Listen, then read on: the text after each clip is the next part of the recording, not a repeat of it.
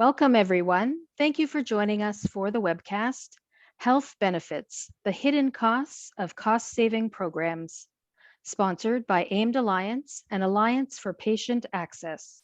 This webcast has been pre-approved for HRCI credit. Please be sure to attend the complete webcast in order to receive your credit.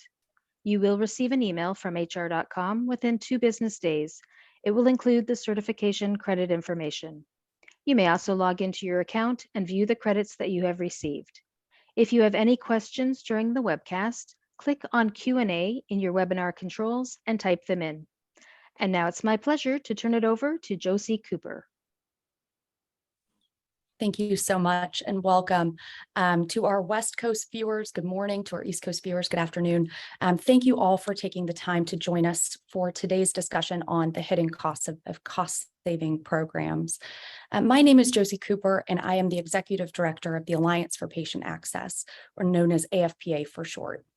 We are very excited to be here today to bring all of you the patient perspective on how utilization management impacts employees, a strategic look at how a company can best approach healthcare policy, and recommendations on how employers can implement cost-saving measures without harming their employees.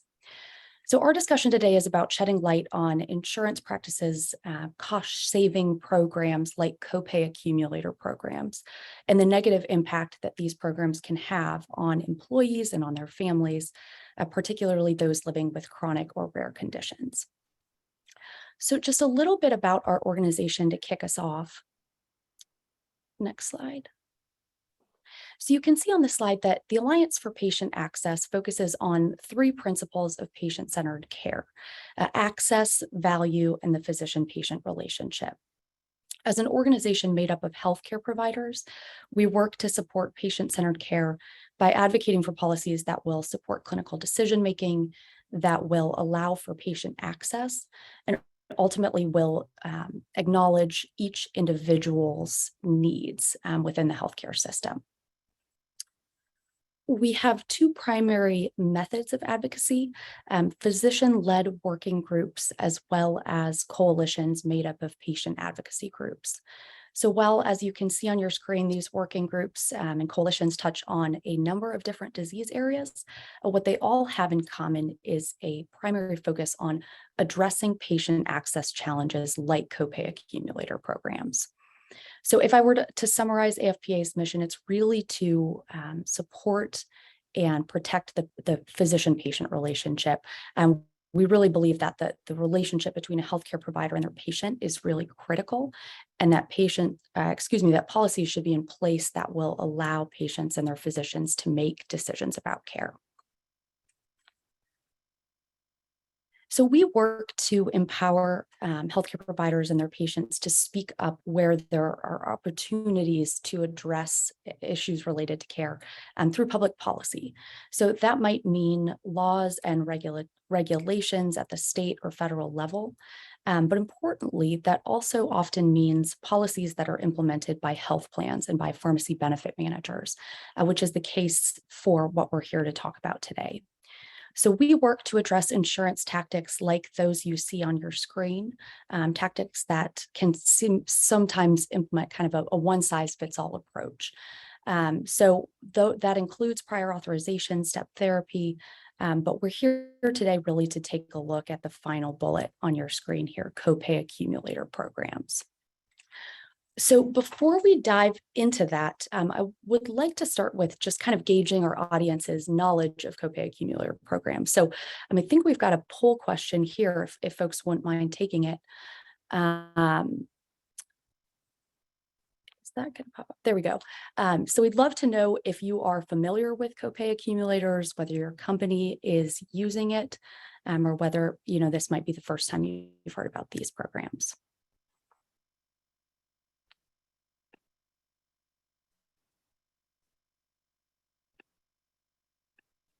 Give everybody a moment here.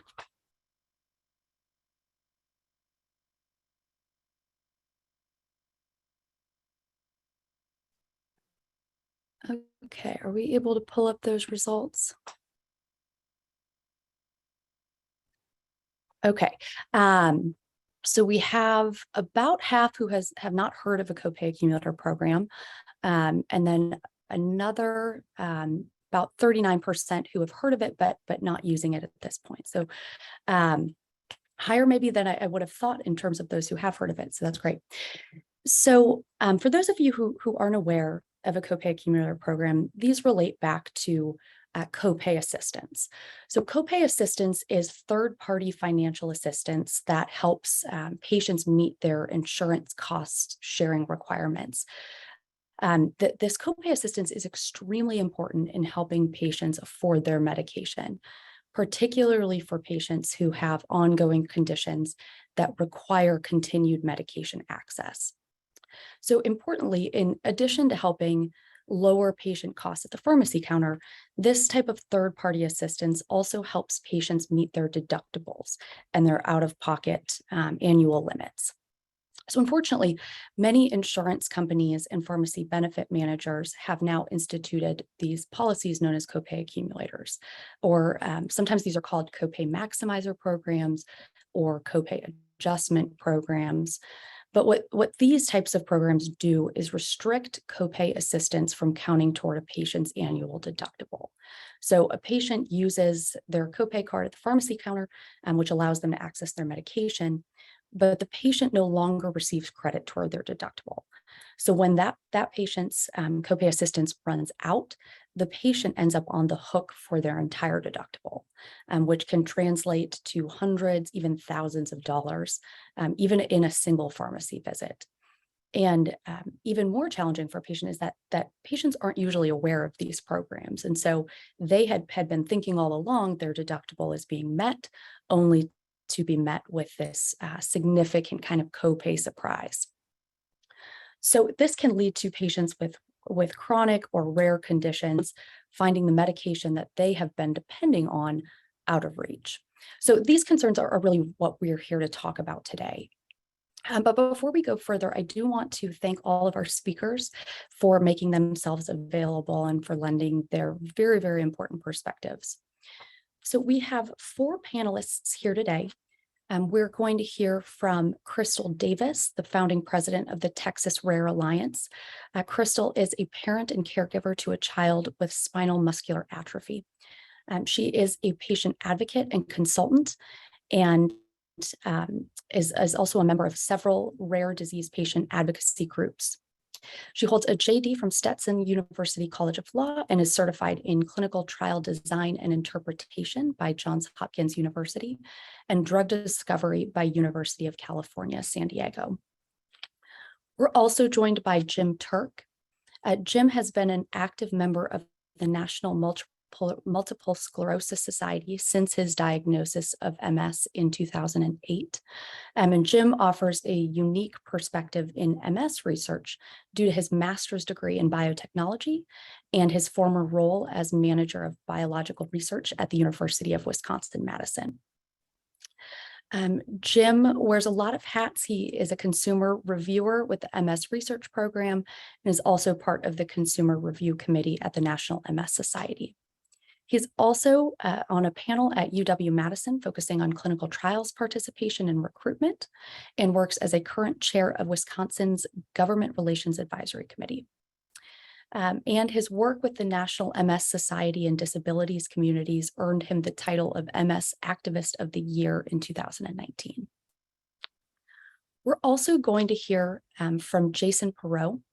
Jason is the Senior Vice President of Growth and Partnership at Vita Health and leads the enterprise growth and strategic partnerships for the San Francisco-based health technology company. Previously, Jason led the healthcare and well-being strategy at the Boeing Company since 2012. And prior to that, Jason was with AT&T, the world's largest telecom company. He has been chairman of the board for Midwest Business Group on Health and a board member for the Employer Health Innovation Roundtable, Integrated Benefits Institute, and Pharmacy Benefit Management Institute. Jason earned an MBA and an MS in organizational behavior from Benedictine University and Bachelor of Science degree from Illinois State University. And finally, we're going to hear from Patsy Reitzman. Patsy is a healthcare and benefits professional from Franklin, Tennessee. and started her career in healthcare in 1980, working for Electronic Data Systems Healthcare Division when they had the contract for the Tennessee Medicaid program. Patsy has an extensive executive background in healthcare, has directed and managed healthcare contracts and staffs in 10 states. She now speaks and consults nationwide, informing, educating, and equipping businesses, individuals, providers of healthcare, and others about healthcare and healthcare costs. And she provides a wealth of information about what's occurring in future trends in healthcare. She has been referred to as the Ariana Huffington of healthcare and really is a person to go to about what's happening in healthcare. So before we get into a panel discussion, though, I do want to introduce Ashira Vantries from our partner organization, AIMED Alliance, who's going to provide a brief overview of the regulatory and legislative landscape, benefit utilization, and copay accumulator programs. Thanks, Josie. Hi, everyone. Good afternoon. Like Josie said, my name is Ashira Vantries. I'm with AIMED Alliance. We're a nonprofit health policy organization, and our mission is to protect and enhance the rights of healthcare consumers and providers. And I just want to make sure that everyone's aware of the regulatory and legislative landscape of copay accumulator programs. So first, starting off with the regulatory landscape. Every year, the federal government releases what's known as the Notice of Benefit and Payment Parameters, also known as the NBPP. And this document provides standards and requirements for plan issuers, agents, and brokers for the upcoming plan year. So each year, the NBPP is released 1 year prior to the year it applies. So in 2019, the 2020 NBPP was released. And in that NBPP, it required copay assistance to be counted toward meeting a patient's deductible and annual out-of-pocket limit, unless it was for a narrow carve-out in which there was a brand medication with a generic alternative. But unfortunately, in the fall of 2019, HHS revoked this copay accumulator ban because it thought there was an apparent conflict with the IRS's 2004 notice. And the IRS's 2004 notice stated that high deductible health plans with health savings account could not use discount cards if they wanted to contribute to their health savings accounts. And so HHS thought it would be difficult for insurers to comply with the copay assistance requirements and comply with the IRS 2004 notice. And so that's why it revoked that copay accumulator ban. But really, HHS's interpretation of the IRS 2004 notice shouldn't have been interpreted the way it was, because that document is a guidance document, and discount cards can be different from copay assistance, as discount cards typically apply to individuals who are uninsured, whereas copay assistance is used by individuals who are insured. So they really conflated those discount cards and copay assistance to get to their reasoning. And it's a bit of a complicated issue. So if you want to learn more, AIMED Alliance has a fact sheet on our website. But because of that, it revoked the copay accumulator ban. Subsequently, in the 2021 NBPP, HHS stated that plans were permitted to adopt a copay accumulator program, but states could also ban these programs. And then in the 2022 and 2023 NBPP, we didn't see any mention of copay accumulators. Next slide. And really, in response to that NBPP from 2021 that stated states could ban these programs, we saw a lot of legislative action. So at the moment, there are currently 14 states and Puerto Rico that have banned copay accumulator programs. And that's hopefully going up to 16 by the end of the year, with New York and Delaware just waiting for bills to be signed by their governors. Next slide.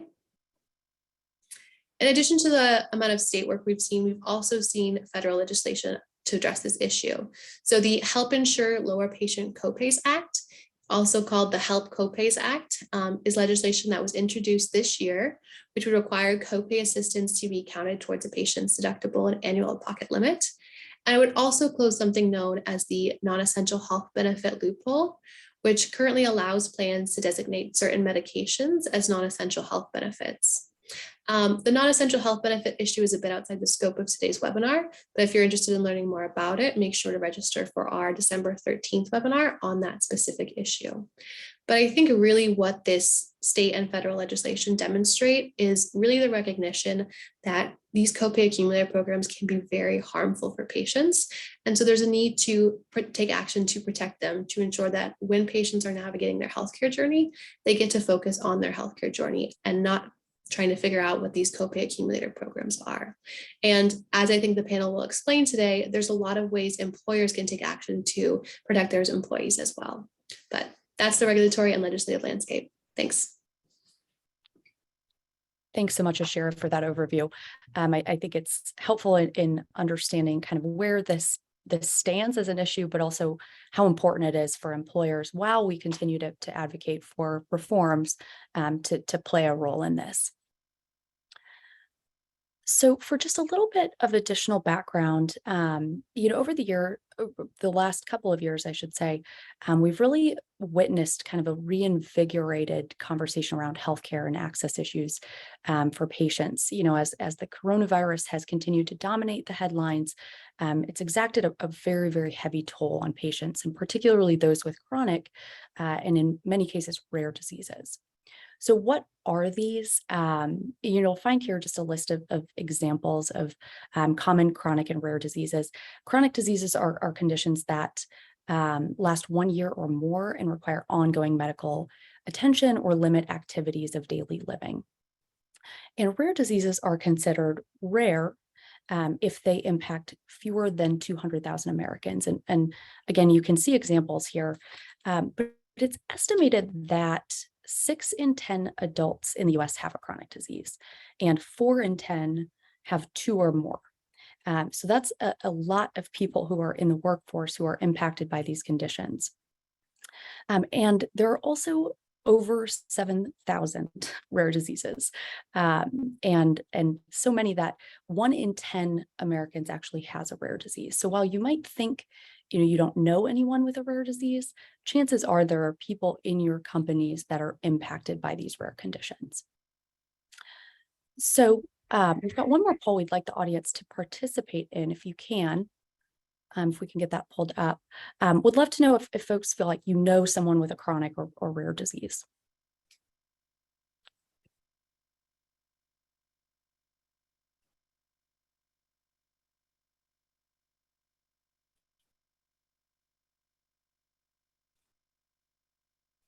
Okay. Let's see if we can pull up the results.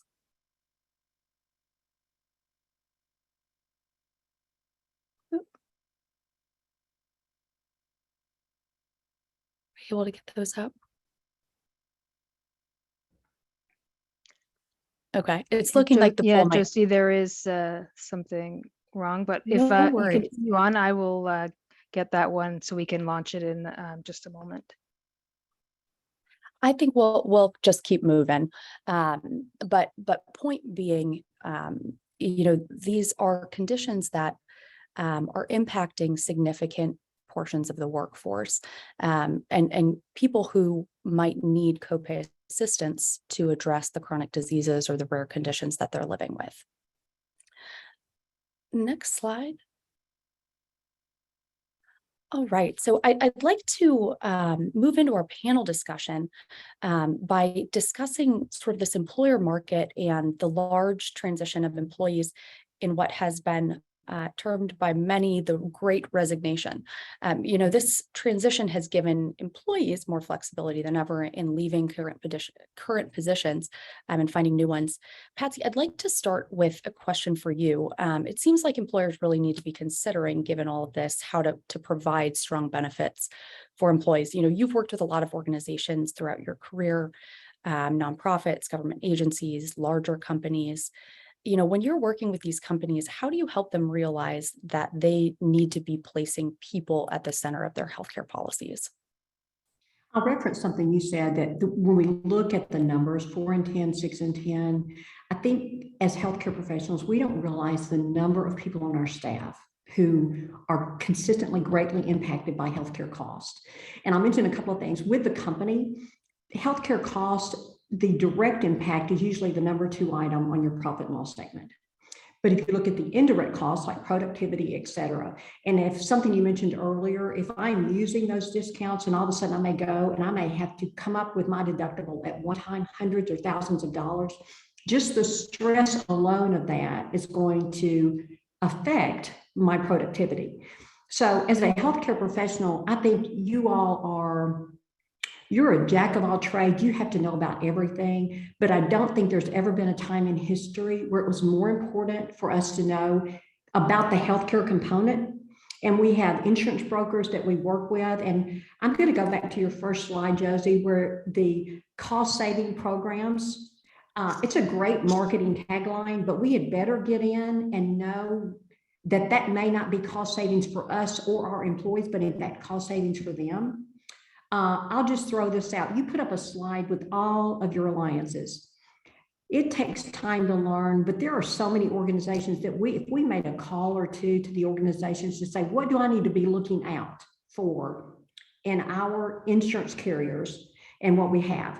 And then realize we may look at it today, but in the middle of the year, when we are not anticipating, when the employees are not anticipating, they can slide this in, and they in fact are sliding it in the middle of the year. So it's not a one and done for the year either. We have to keep on top of it. For us, and this is personal too, because everything that's relating to our employees, it will hit us personally or someone we know personally, in addition to our workforce. Thanks, Patsy. I think that's extremely helpful perspective. And you make a great point. Cost savings, we don't always define who that's for. And in this case, it's frequently not for, the patient, even the company. Jason, I'd like to turn to you. From the employer perspective, can you talk a little bit about why some employers opt to choose insurance plans that have a copay accumulator for their employees? Sure can. It's all about the money. Quite frankly, especially even today, when we think about cost containment pressures that all benefit plan leaders are grappling with today due to escalating costs across the board on healthcare, they're looking for ways to save a buck and perhaps bend the trend on spend. So naturally, it would be of interest and compelling, perhaps, to benefit leaders to learn more from a PBM or a health plan that may offer up a cost savings program, such as a copay accumulator or copay maximizer program. But I think as you study more deeply and look under the hood on what's really going on, there is a wealth of literature and published studies from University of Chicago, Case Western Reserve, Dr. Bruce Sherman. The list goes on and on. Even Friar Levitt posted an amazing article earlier this year in February about the unintended consequences of copay accumulator and maximizer programs, how they're harmful to all stakeholders, not just the patients, but the providers as well as the plan sponsors. And when we think about the employer community, many of them tend to be self-funded, self-insured plan sponsors, so they have the fiduciary responsibility to make the best decisions. And in the end, we have seen time and time again through these various studies, some of which I mentioned, a decline in medication adherence. So at the end of the day, it's a classic balloon squeeze. If you're going to save a few bucks by implementing a program such as this that may be capturing your ears and your mind about saving a few dollars, think about the rest of the balloon expanding elsewhere in terms of an escalating cost elsewhere. And it could be through the medical channel. Maybe there's additional medical procedures that will be necessary at a later point in time because of a drop in medication adherence. And, when you think about this particular example of all the different clinical categories and, these programs, which are mainly rooted in specialty medications, whether it's oncology or elsewhere, these are typically very high cost medications. We saw in 2008, the median annual price of these medications just north of $2,000. In 2021, we saw the new to market median price annually of these medications, these new medications, new to market, escalating towards north of $180,000. And over 40 to nearly 50% of the medications were costing annually around $150,000. So at the end of the day, we're really negatively impacting the patients.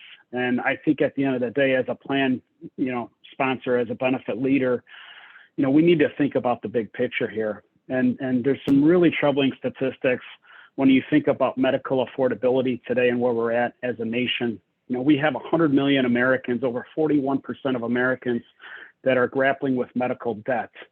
We have 51% who sacrificed filling their medications last year to take care of essential bills, like maybe putting food on the table or paying their rent. There is a huge problem when we think about diversity, equity, and inclusiveness. For the people that are lower wage earners, we've seen this in some recent studies this summer, they are more severely impacted by these programs than maybe higher affluent, well-paid employees are. So there's just a ton of unfortunate disparities and inequities that really bubble up when you think about the big picture of what's really going on today. Absolutely. Thank you so much, Jason, for that perspective. And I think your point on adherence is a good one. One point that we make quite frequently is a stable patient, is kind of the best patient, because you're not dealing with these other, associated costs, doctor visits, lab visits, that trying to get on a different medication. So I want to follow up, Jason, can you talk a little bit about, as it relates to adherence, all of that? What about employees' sick time, loss of productivity if an employee can't manage their disease? How have you seen that impact companies? Yeah, it's a real problem. When we think about the health and productivity of a workforce, if you're in any industry sector and you're talking to a business unit leader, they're typically focused on improving and optimizing not just the health and safety of the workforce, right? We saw that, countless tireless hours during the pandemic with all benefit leaders trying to focus on how can we maintain and bring a healthy and safe workforce in light of, the pandemic and all the challenges that everyone was grappling with in 2020 and 2021. But at the end of the day, when you think about the productivity angle, there's a true impact, not just for the individual, but just think about the family dynamic. If you need to take care as a caregiver for a loved one, a spouse, a child, whatever the case may be, that's going to be a drag on your ability to be at the workplace. And the best ability is availability. When you think about what you bring to the employer that you're working for day in, day out. But at the end of the day, it is a real impact. So let's just hypothetically think about it for a second.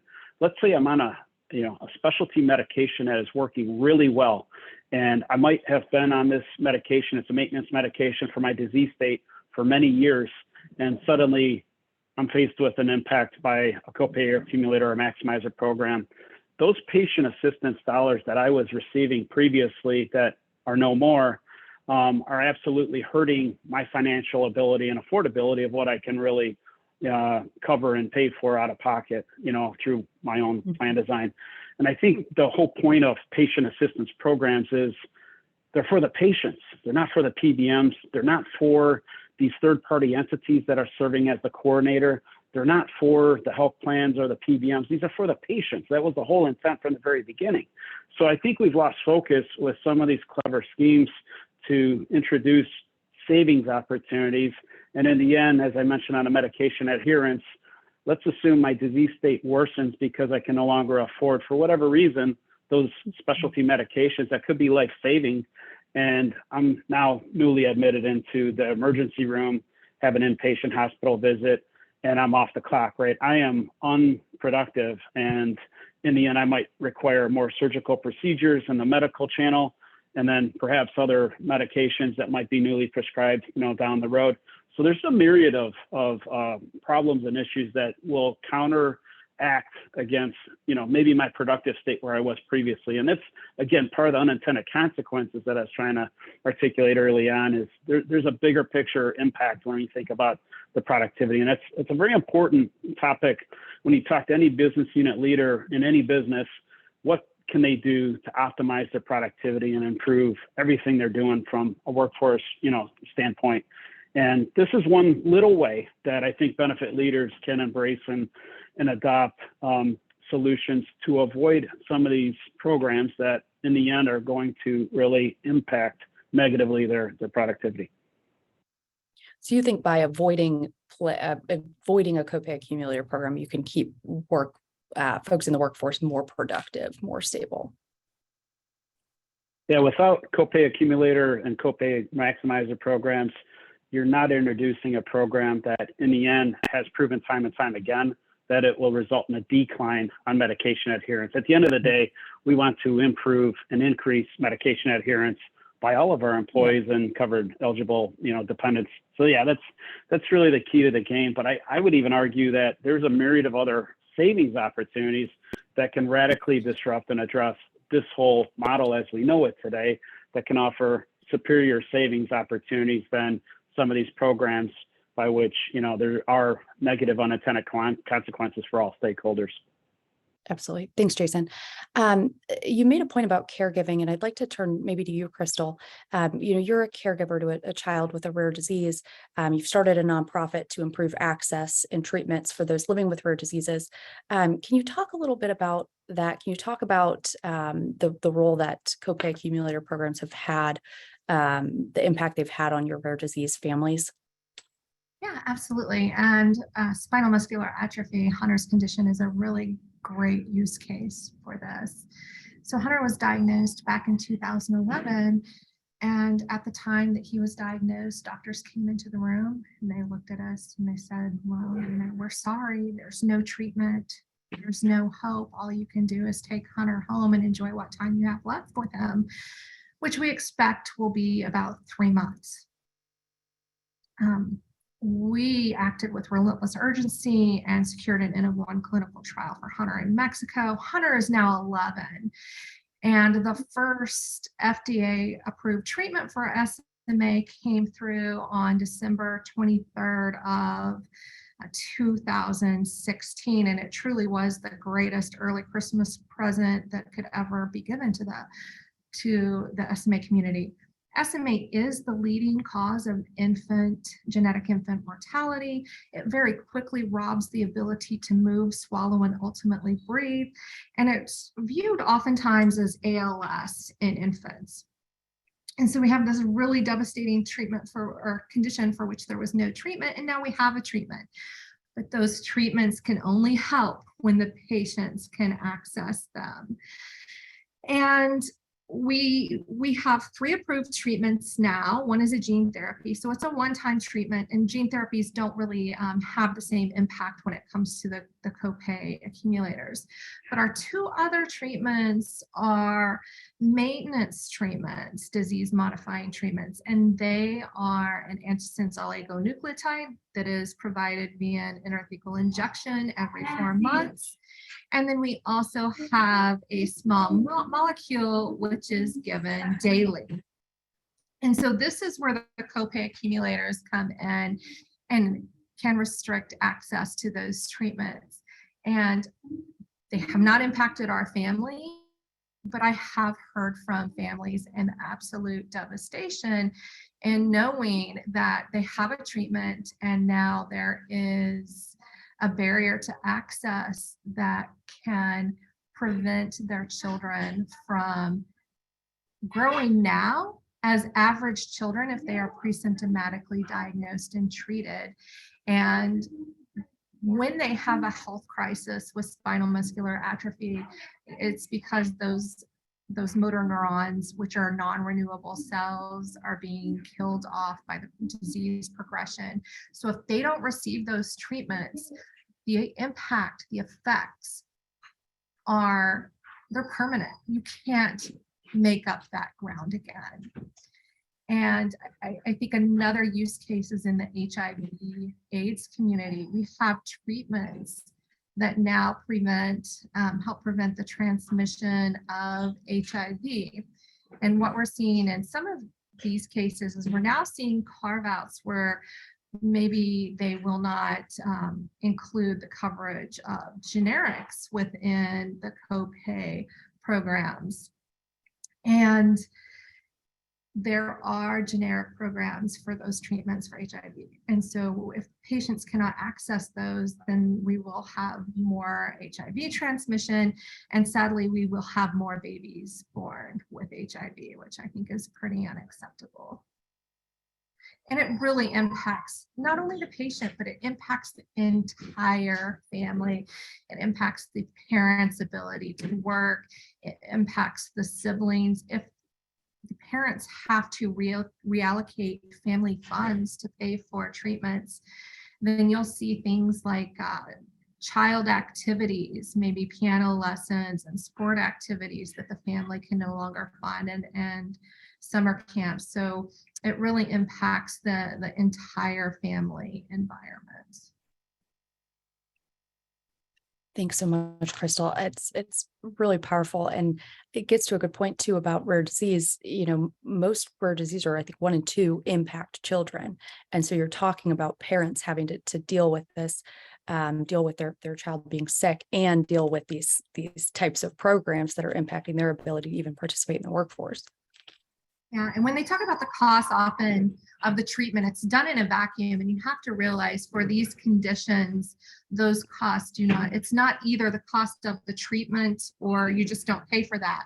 It's the cost of the treatment, or you're going to have a critical health crisis, and this patient is going to be in the ER, or they're going to be admitted to a critical care unit. So it's absolutely not cost savings. And then you also have the patient's health deteriorate to where their long-term health, they're no longer at their baseline. Thanks, Crystal. Jim, I'd like to turn to you. You have personal experience here. Can you talk a little bit about yourself, your path to being diagnosed with MS, the importance of treatment? Sure. Thanks, Jody.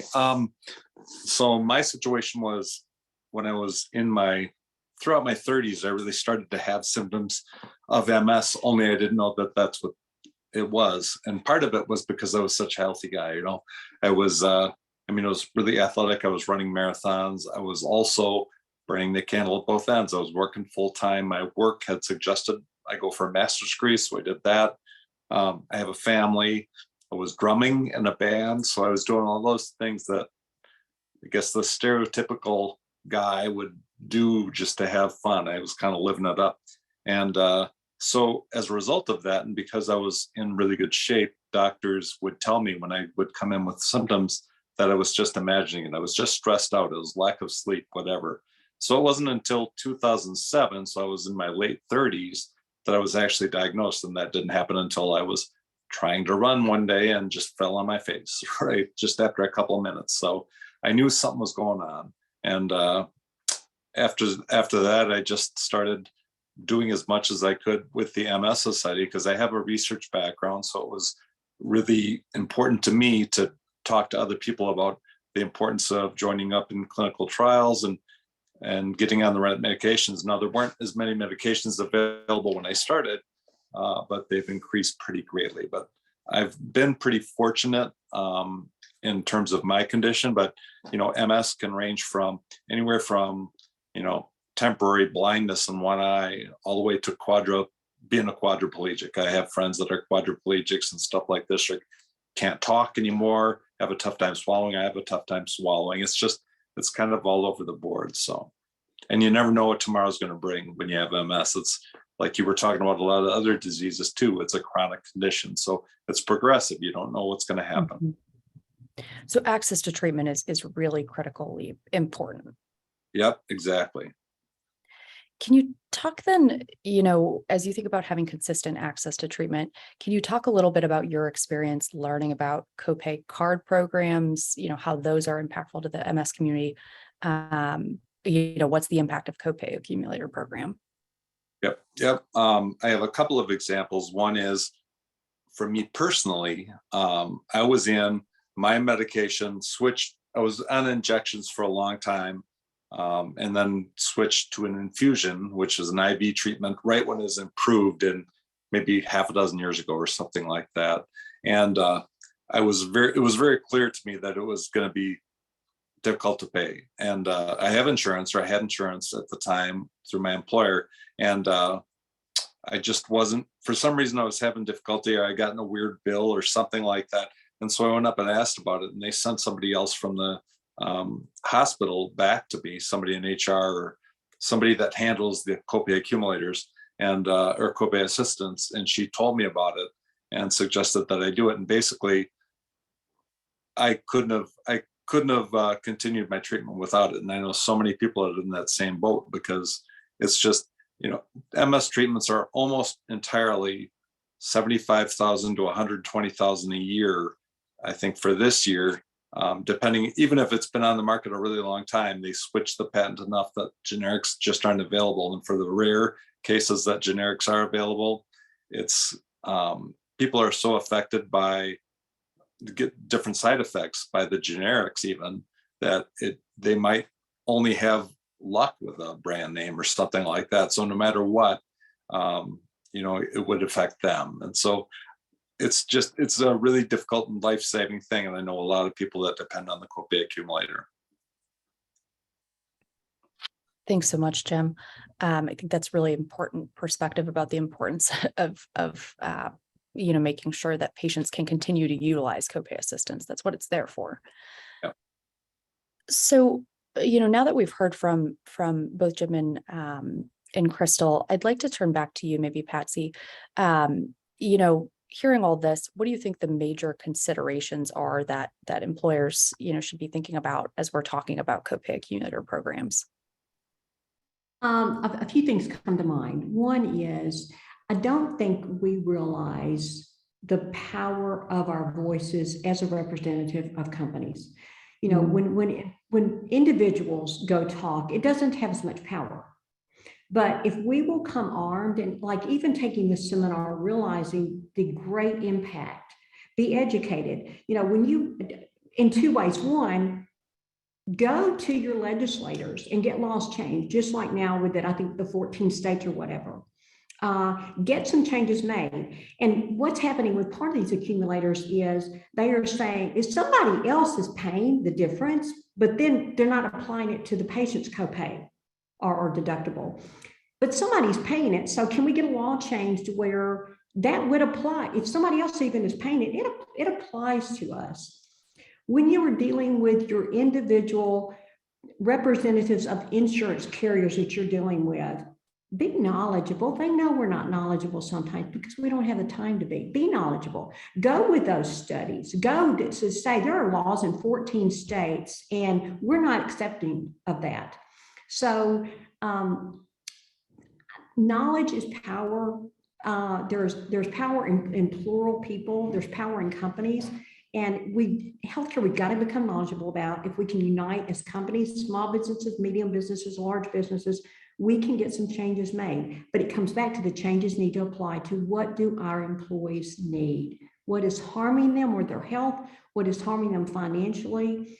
And I think because of all the knowledge that's out there, if we would just learn about that knowledge, it would not be as time consuming as we think. Thanks so much, Patsy. I love what you got to think about what the employees need. Jason, I'd like to come to a question to you. I think it was about half of the folks who are on the line were not familiar with the copay accumulator program. Not uncommon. Can you talk just a little bit about, when did you first learn about these? What motivated you? You're clearly an advocate. What motivated you to become an advocate against these? As you're looking at the companies you are working with.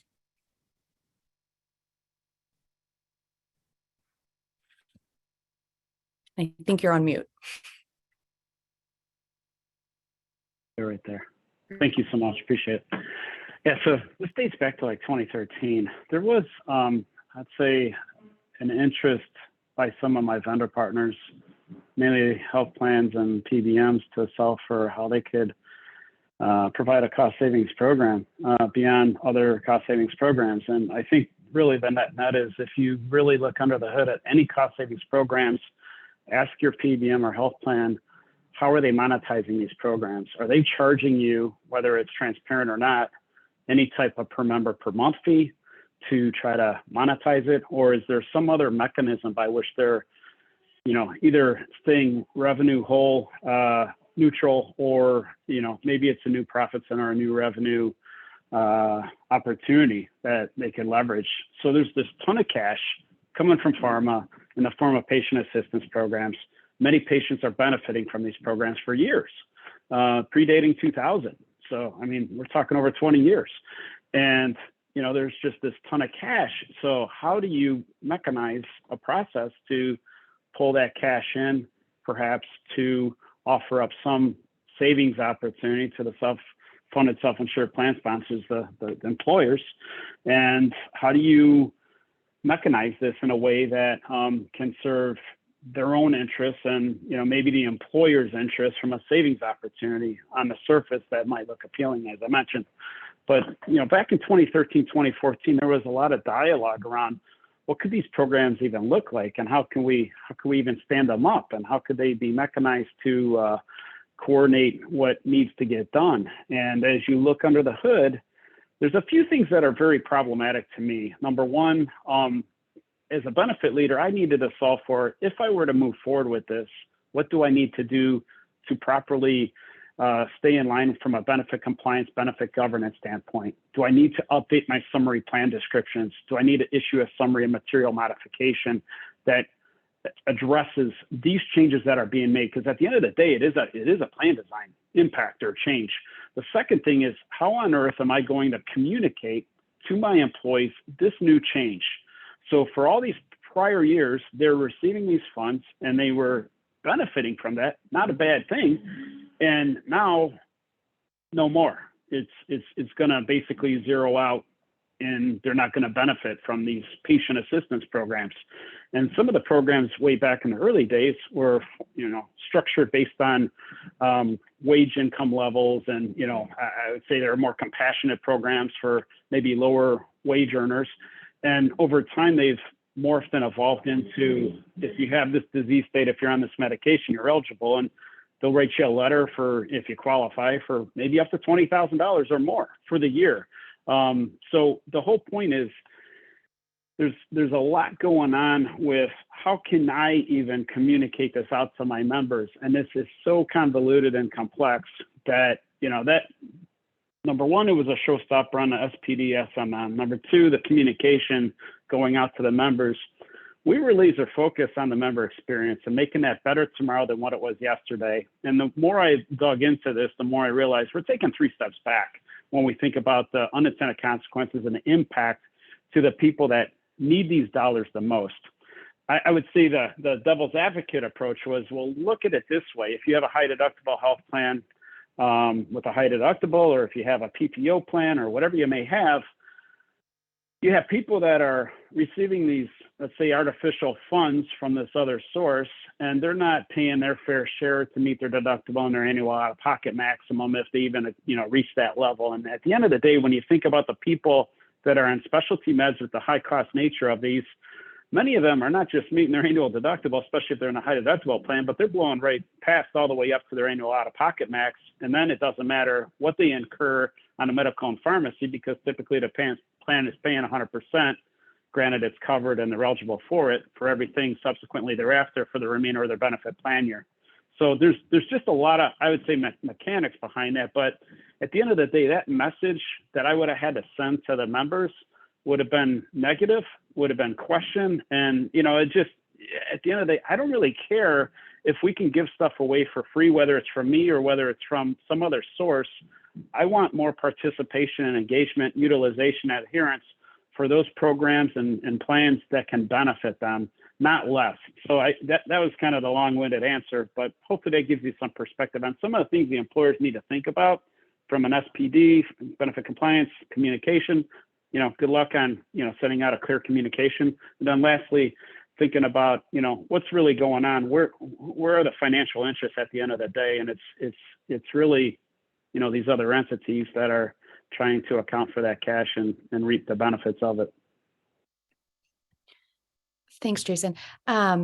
Crystal and Jim, maybe a question for you.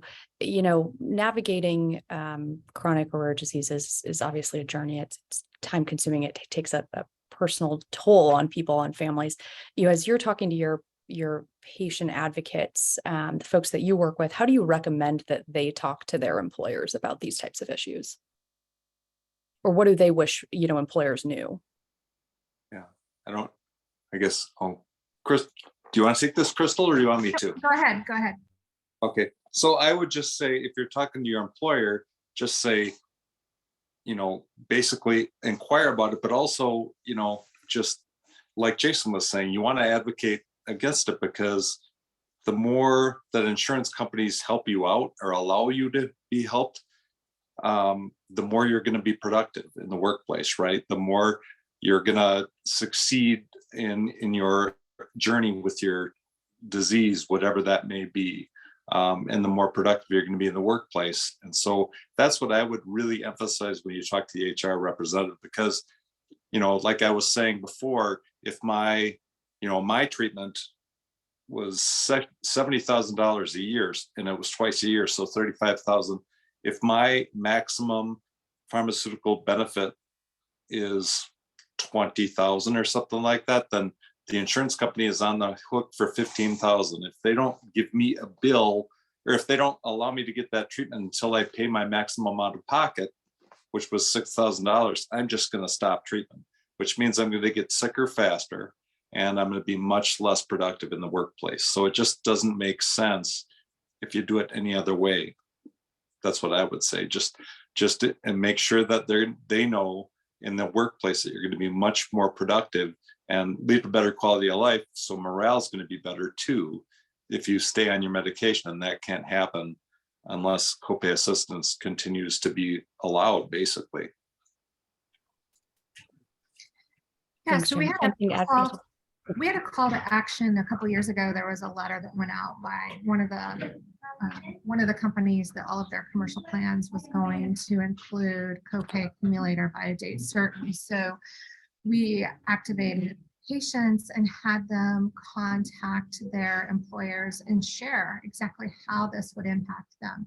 That if they are a medically stable patient on a treatment, they could no longer participate in a patient assistance copay assist program, that they would face hospitalization, miss time off from work, and if it was their child, then they would need to take time off work to take care of their child or be with their child while their child was hospitalized. And then also talk about what is the cost of that. So rare disease patients are hospitalized twice as frequently. Their admissions are for twice as long, and the cost is way over twice as much. So the medically stable patients end up costing much less. And that's just when you're looking at the cost of treatment versus clinical care. But when you also think about things like time missed off work and productivity and all of that, there are other costs that the company is also absorbing. Thanks so much, Crystal. Patsy, I'd like to ask you a question here. As employers are trying to save money, then what alternatives can they look to, instead of adopting copay accumulator programs? And Jason, I'm going to have you jump in here with me as well, if you will, because you were talking about cost savings. Again, I'm going to go back to, I would like to see the HR community as a whole have a frequently asked questions site, have a site for here are the ways we have found, here are the things we have utilized that have saved us money. In contrast, here's the things we're seeing that we thought would save us money, but they're not. And I'm going to just throw PBMs out there because I think there's a lot of hidden stuff under PBMs. There's some federal laws now against some things PBMs are doing, et cetera. So I'm going to ask Jason to come in on the positive on the ideas he's had. But I just think as an HR community, let's get a place up on site where we can all go and we can reference, these are the things we've seen that have saved. And here's the things we're seeing surprises on that we did not anticipate.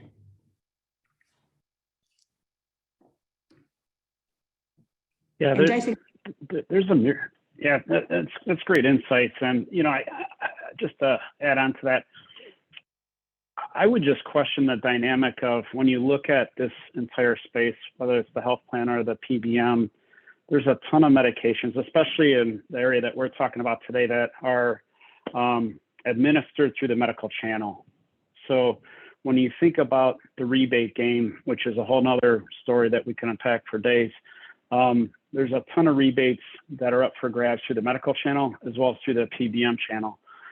When you look at the formularies, it has been proven over the last several years and beyond that there is a ton of wasteful products that show little to no clinical or economic value. And unfortunately, over time, as we see the real world experience play out after a drug's FDA approved, sometimes those drugs are no longer available. They're pulled off the market based on the real world evidence. And we've seen this with oral oncology drugs and many other classes as well over the years. So I think the real opportunity is to demand more on what you want contractually with your PBM, traditional spread pricing, moving away from that towards an acquisition cost plus model. So the only way they're making revenue off you is through an admin fee or through a dispensing fee, and that's it. There's no shell game tactics with rebates and what's going on with the bigger picture. On the prior authorizations, we see like over 90% prior authorizations that are approved. So it kind of makes you wonder, why do we even have a prior auth in place if everything's getting approved? And it's a big racket as far as the providers, filling out whatever they need to get a drug approved in the first place. So there's a lot of, I would say, questions that I would raise up in the scope of the contract, your audit rates, not having restrictions on who you can submit as your PBM auditing firm to audit the PBM, just like you would for a health plan or any other vendor if you're going to do an audit across the board. But the formulary, that's the big one, where I would say if you can demand customization rates on your formulary and get rid of the wasteful products, we've seen 20 to 40x higher prices, not just on brand drugs, but also some portfolios of generic medications in recent years that are bad acting players in my mind, where I just excluded the whole portfolios of some of these pharmaceutical manufacturers entirely because I had an adequate portfolio of gold standard brand drugs and generic and therapeutic equivalent drugs in those classes, those drug classes. So there were still options and flexibility for my people to get what they need for various disease states. But oftentimes we see, especially in these programs, there may be no alternative. And yet you have some PBMs that are excluding products that don't have an alternative, which makes no sense to me because at the end of the day, we need everybody to have at least an opportunity to get the drug they need, regardless of what, clinical category they might fall under with, their one or multiple polychronic conditions they're dealing with. So there's just a ton of opportunity. And I think this area of focus today on copay accumulators is just one of many opportunities that you can really, I would say, dial in and question yourself. If you've already implemented it, go back and ask yourself, what did I really achieve out of this? What did I measure in terms of the impact that had on my employees and covered dependents that were, in my view, negatively impacted by that program in the first place? And I guarantee you, you'll probably find a decline in the medication adherence and you'll see the bubbling up of healthcare spend elsewhere. Thanks so much, Jason. A lot of very important points. I know we're running up on time here, but I do want to ask each of you to maybe offer up some closing thoughts. Can you all share in maybe 30 seconds or less, what's the, I guess, number one thing you'd like to leave this audience with and why? And I'll let you all decide who goes first. I guess I'll go ahead for the sake of time. So I would just say that, without the pharmaceutical company providing assistance and the insurance company covering the rest, if I got a bill for $6,000, like I was talking about last time, if I got a bill for $6,000 because that was my maximum out of pocket before the insurance company would cover the rest of my costs, I'd just stop taking my medication. If I stop taking my medication, then it's going to cost work more money. They're going to have to hire somebody else, or they're going to have to pay for people to cover my work. Morale is going to be down, all that kind of stuff. It's a mess, not to mention my personal quality of life. So anyway.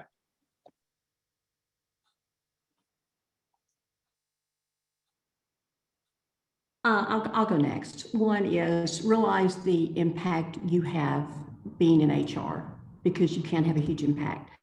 Get educated, come together, get personal examples that you can go with, go to your legislators, bring the studies, and know what those who are providing insurance, know what's hidden, know what the realities are, and this is not a professional term, but don't be hoodooed. know enough not to be hoodooed. And if they know you're educated, then I think they will be more open and transparent with things. Thanks, Betsy. Hey, this is Yeah, I'll jump in Christina, real and quick. I would say that when you're going through and putting your policies into place, make sure that you really consider the impact of those policies on your employees and their families, and really ensure that you continue to foster access to existing treatments and also continued development of innovative treatments for conditions that do not have a disease-modifying treatment yet. Thank you. Yeah, and I'll just wrap up. I would share you with two examples that would be a really great read for anyone that's interested. If you Google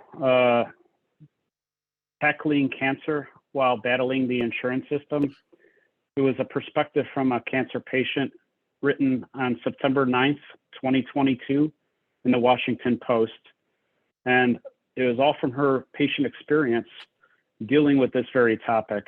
And even plans that are supposed to save patients money can end up costing them dearly. And she goes into great detail, points out to Adam Fine from Drug Channel's blog and Pembroke Consulting, some of the great insights from there. And I would also leave you with Friar Levitt, the February 2022 82-page expose on really a ton of different things, but copay accumulators and maximizers is section 11 of this great read, and it really identifies all the unintended consequences that they have proven from a legal standpoint time and time again to patients, providers, employers, and taxpayers. So it's prepared by Friar Levitt, and it's called Pharmacy Benefit Manager Expose: How PBMs Adversely Impact Cancer Care While Profiting at the Expense of Patients, Providers, Employers, and Taxpayers. Thanks so much, Jason. And I know we're really out of time, but thank you to our panelists for all taking the time to share their perspectives. It's greatly appreciated. Thank you to everyone who joined. If I could leave you with two thoughts. One, I know Kimberly had pulled up a quick slide, but we have a number of resources on these issues. We'd love for you to check those out at allianceforpatientaccess.org. And then second, if you can go to the next slide, we would love to leave you with the thought, know the terms. A lot of this starts with education. Please, take a look at this, look at these terms as you're talking to your broker, and please look for plans that will allow for patients to utilize copay assistance so that your employees can be healthy and impactful in the workforce. So thank you again, and appreciate everybody's time. Thank you. This concludes our webcast today. I would like to thank all our presenters as well as all of you for joining us. If you joined late and would like to view the webcast again, the recording and slides will be available later on today in hr.com archive webcasts. Your HRCI credit will appear in your account within 2 business days. Keep an eye out for the email with the credit information as well. Please take a few moments and fill out the webcast survey that will open on your screen. Your feedback is very important to us. This concludes our webcast. Enjoy the rest of your day.